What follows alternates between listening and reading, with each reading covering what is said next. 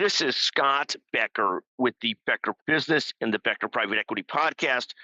We're thrilled today to be joined by Amber Walsh.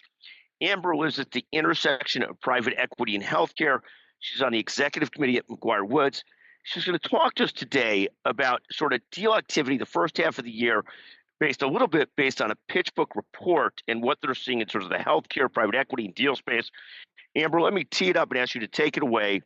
What are you seeing so far this year, and what's being reported?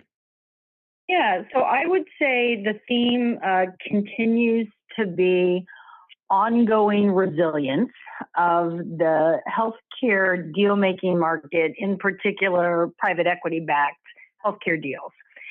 And what we're seeing, and the numbers are just starting to come out in terms of the companies like PitchBook that track and report these things, but also the experiences that we have as lawyers who are involved in these deals, is exactly what was expected to have happened in the first half of 2025.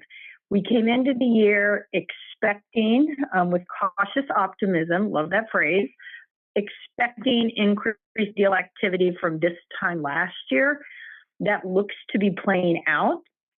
So as you look at what PitchBook reports, and they do it, if you've ever looked at their reports, they're publicly available. You can download them. You could sort them in all sorts of different metrics. But they come out really in, before they do their analysis, they come out in some pretty simplistic Excel formats.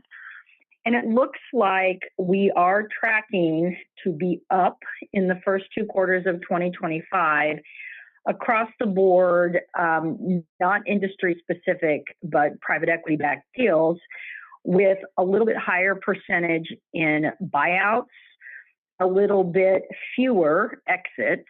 So you're primarily talking about first institutional capital in, kind of middle of the road for add-on acquisitions.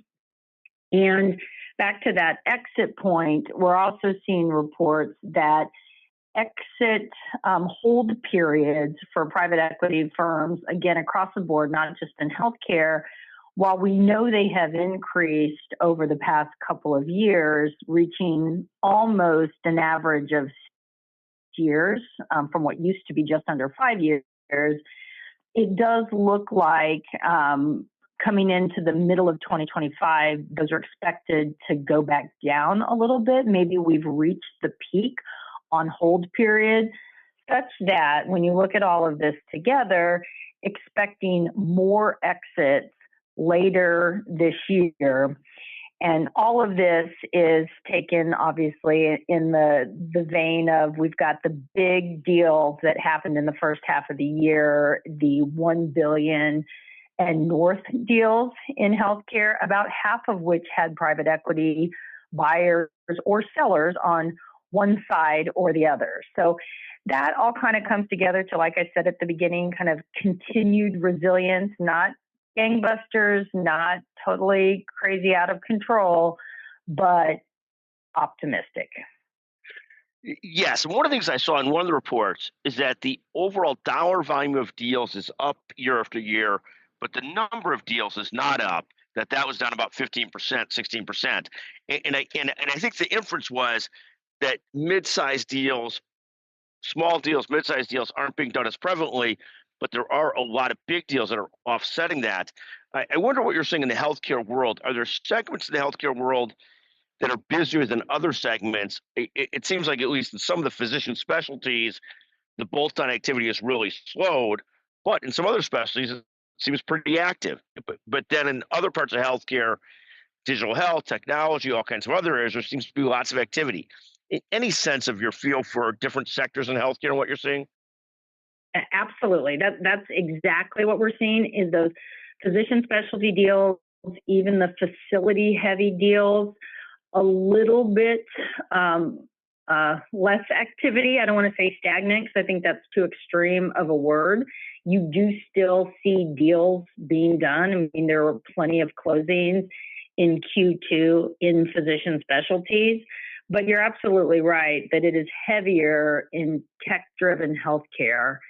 And not surprisingly, and this is obviously we're talking about a different bandwidth of the market, but of those 20 biggest healthcare deals, of which I mentioned about half had private equity on one side of the table or another, every single one of them, again, was north of $1 billion.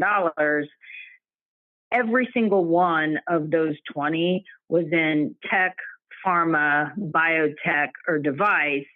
It's really when you get down into the middle market or the lower middle market that you start to see those physician specialty deals. But even in that sector, or that segment, I should say, the lower middle market deals, it's still being more tech driven than physician specialty driven. I think that will change, but that's what we're seeing right now.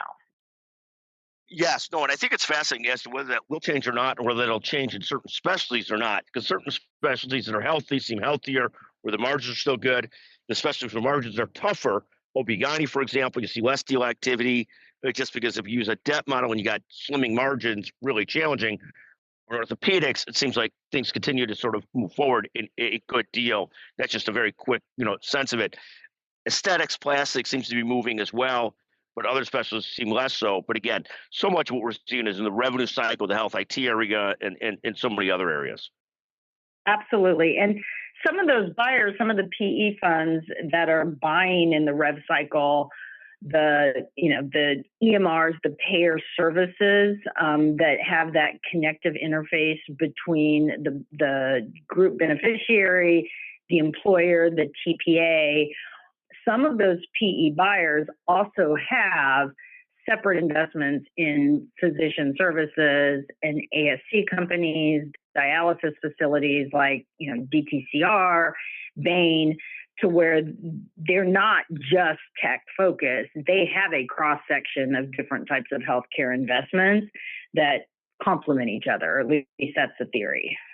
100%. And I just saw it just recently come across the desk that we've got the CEO of DaVita on the podcast coming up shortly, and fascinated to see what's going on in that industry as well, the dialysis industry too. Absolutely. It's one of the oldest healthcare industries, dates back to the early 70s, but continues to be a vital part of the healthcare economy. It is so old that it's as old as the founder of our healthcare group. It's that old.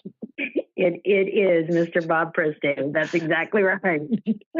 In any event, Amber, it's great to visit you with you as always. You're always concise to the point, understand things better than almost anybody I know in the world. Thank you so much for joining us today on the Becker Business and the Becker Private Equity Podcast. What a pleasure to visit with you.